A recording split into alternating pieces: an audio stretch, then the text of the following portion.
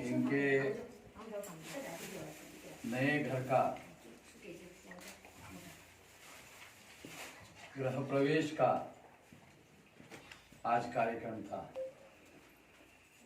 और इस गृह प्रवेश के कार्यक्रम के लिए आप सभी लोगों को यहाँ निमंत्रित किया गया है।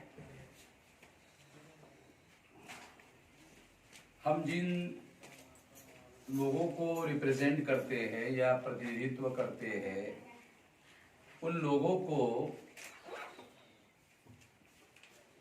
झोपड़ों में रहने का आदेश है। मनुस्मृति में जो ब्राह्मणों के धर्म ग्रंथ है उनके अनुसार माटी का घर या घास फूस का घर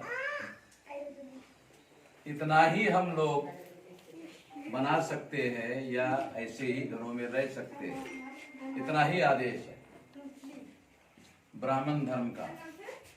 इसे ज्यादातर लोग हिंदू धर्म कहते हैं, उसका वास्तविक नाम ब्राह्मण धर्म है। ये बहुत लोगों को ये जानकारी नहीं है।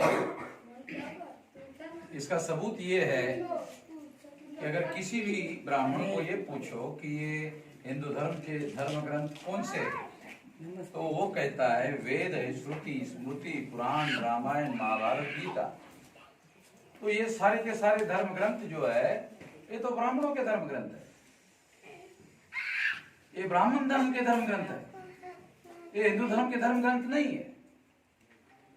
जब मुसलमानों का भारत में आक्रमणकारी मुसलमानों का, आक्रांता मुसलमानों का भारत में आगमन हुआ तो उन लोगों ने, मुसलमानों ने यहाँ की पराजित प्रजा को हिंदू कहा। इतिहास हमारे लोगों को ठीक से जानकारी नहीं होती है। यानी आक्रांता और आक्रमणकारी जो मुसलमान थे वो लोग जब भारत में आए, यहाँ की प्रजा को पराजित किया तो पराजितों को उन्होंने हिंदू कहा। वेद में हिंदू शब्द नहीं है, श्रुति, स्मृति, पुराण, रामायण, महाभारत, गीता, इसमें हिंदू शब्द नहीं है।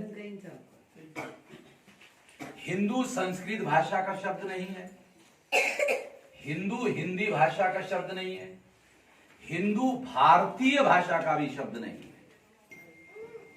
क्योंकि मुसलमान भारतीय नहीं थे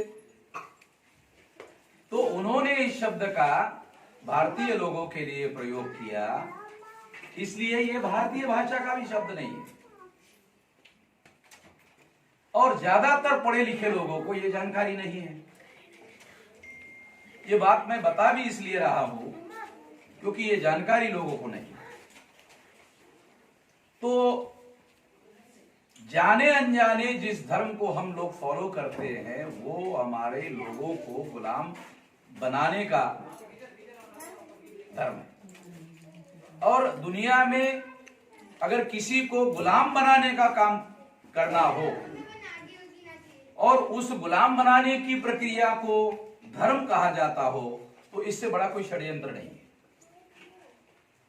तो ये षड्यंत्रकारी बात जो है हम लोगों को इसलिए भी समझना जरूरी है कि आज जिस गृह प्रवेश के लिए हम लोग यहाँ इकट्ठा हुए हैं उन लोगों को गृह प्रवेश में, जिस घर में हम लोग आज प्रवेश कर रहे हैं, ऐसे घरों में रहने का अधिकार नहीं था। ये अधिकार 26 जनवरी 1950 को जब संविधान देश में लागू हुआ तो संविधान में हर नागरिकों को समानता का अधिकार, ऑल सिटीजन्स आर इक्वल, ये संविधान के मौलिक अधिकार में घोषित किया गया और उसकी वजह से ये सारे अधिकार हम सब लोगों को मिले। तो जिनके प्रयासों से हम लोगों को ये सब अधिकार मिले, उन प्रयास करने वाले लोगों का त्याग और बलिदान था। इस मौके पर हम लोगों को उसका भी स्मरण करना चाहिए, याद करना चाहिए कि उन लोगों ने अगर ऐसा नहीं किया होता तो ये अच्छा जीवन हमारे हिस्से में नहीं आता।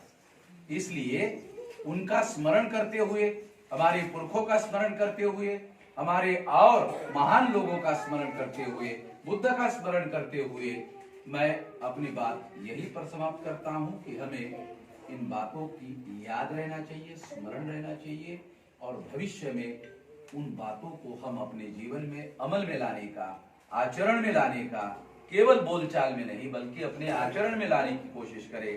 इतना ही मैं इस मौके पर बोलना चाहता हूं, क्योंकि ये कोई बहुत बड़ा कार्यक्रम नहीं है, नहीं तो मैं 1.5 घंटा कम से कम 1.5 घंटे में मेरा प्रवचन होता है। तो अब ये कोई ऐसा मौका नहीं है जिसमें 1.5 घंटा लेकर